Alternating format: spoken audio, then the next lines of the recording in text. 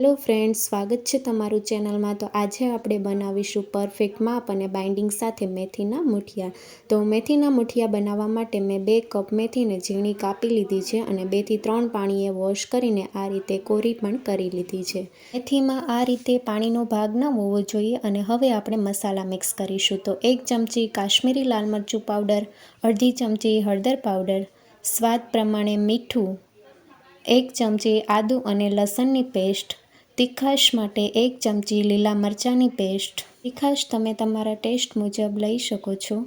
મેથીના મુઠિયા પચવામાં હળવા રહે તે માટે આપણે અડધી ચમચી અજમાને આ રીતે હાથેથી ક્રશ કરીને ઉમેરશું। સાથે 1 ચમચી સફેદ તલ ઉમેરશું।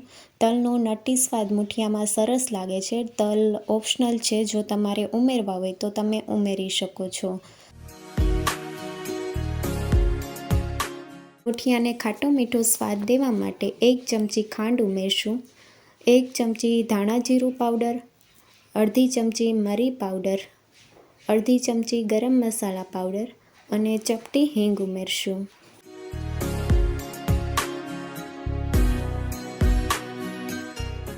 મેથીના મુઠિયાને ફૂલેલા બનાવવા માટે ચપટી ખાવાના સોડા ઉમેરશું। ખાવાના સોડાને એક્ટિવેટ કરવા માટે 1 ચમચી જેટલો લીંબુનો રસ ઉમેરશું। તો આ રીતે મેથીના મુઠિયામાં બધા મસાલા મિક્સ કરવાથી મેથીના મુઠિયામાં કડવો ટેસ્ટ નથી આવતો અને આ રીતે મેથીમાંથી પાણી છૂટે તેમાંથી જ આપણે લોટ પણ તૈયાર થઈ જાય છે। તો આ રીતે નવી ટ્રીકથી મેથીના મુઠિયા બનાવશો તો મેથીના મુઠિયામાં કડવો ટેસ્ટ નહીં આવે। તો 1 મિનિટ માટે આપણે આ રીતે મિક્સ કરી લઈશું। તો મિક્સ થઈ ગયું છે અને હવે આપણે લોટ ઉમેરશું। તો અડધો કપ ભાખરીનો કરકરો લોટ લીધો છે અને અડધો કપ ચણાનો લોટ ઉમેર્યો છે। 2 ચમચી મોણ માટે તેલ ઉમેર્યું છે અને થોડા કોથમીરના પાન ઉમેરીને લોટને આપણે મેથીમાં મિક્સ કરી લઈશું। તો એકદમ પરફેક્ટ માપ છે। 2 કપ મેથી સાથે 1 કપ આપણે લોટ લેવાનો છે।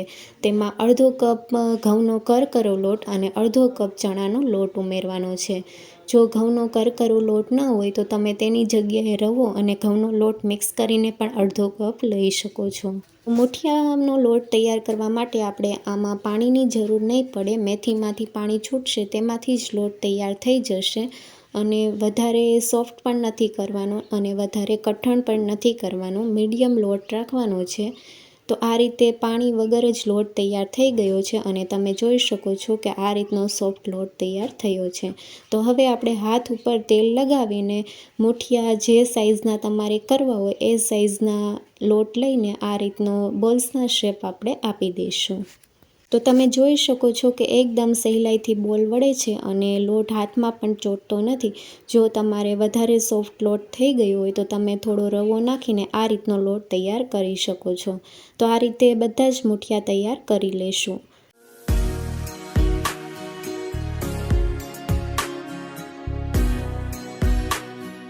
તમે જોઈ શકો છો કે આ રીતે મેં બધા જ મુઠિયા તૈયાર કરી લીધા છે અને તેલ પણ ગરમ થવા માટે મૂકી દીધું છે। તો તેલ ગરમ થઈ ગયું છે। ગેસની ફ્લેમ મીડિયમ જ રાખવાની છે અને આ રીતે જેટલા મુઠિયા આવે તેટલા ઉમેરીને આપણે તળી લેશું।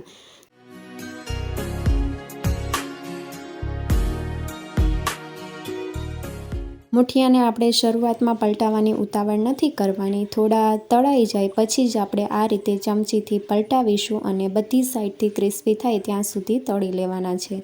ગેસની ફ્લેમ મીડિયમ જ રાખવાની છે। જો હાઈ ગેસની ફ્લેમ ઉપર તમે મુઠિયા કૂક કરશો તો બહારથી તો ક્રિસ્પી થઈ જશે પણ અંદરથી કાચા રહેશે। એટલા માટે મીડિયમ ગેસની ફ્લેમ ઉપર આપણે મુઠિયાને તળી લઈશું। તો આ રીતે મુઠિયા તૈયાર થઈ ગયા છે અને હવે આપણે બાકીના મુઠિયા પણ તૈયાર કરી લઈશું। તો હવે આપણે બાકીના મુઠિયા ઉમેરી દઈશું અને બાકીના મુઠિયા પણ મીડિયમ ગેસની ફ્લેમ ઉપર ક્રિસ્પી થાય ત્યાં સુધી તળી લઈશું। બાકીના મુઠિયા પણ તળાઈ ગયા છે અને હવે આપણે આ રીતે જારાની મદદથી ડીશમાં કાઢી લઈશું। મુઠિયાને તમને આ રીતે નજીકથી બતાવું તો મુઠિયામાં આ રીતે ક્રેક પડ્યા છે। તો આપણા મુઠિયા એકદમ પરફેક્ટ અને બાઇન્ડિંગ સાથે મુઠિયા તૈયાર થયા છે। મુઠિયાને તમે 6 થી 7 દિવસ માટે સ્ટોર કરીને પણ રાખી શકો છો। ઊંધિયા માટેના મુઠિયા તૈયાર છે। તમે દાણા મુઠિયા પણ બનાવી શકો છો કે તમે એમનેમ પણ આ મુઠિયાને ખાઈ શકો છો। નવી રેસીપી જોવા માટે ચેનલને લાઇક, શેર અને સબસ્ક્રાઈબ કરો. Thank you for watching.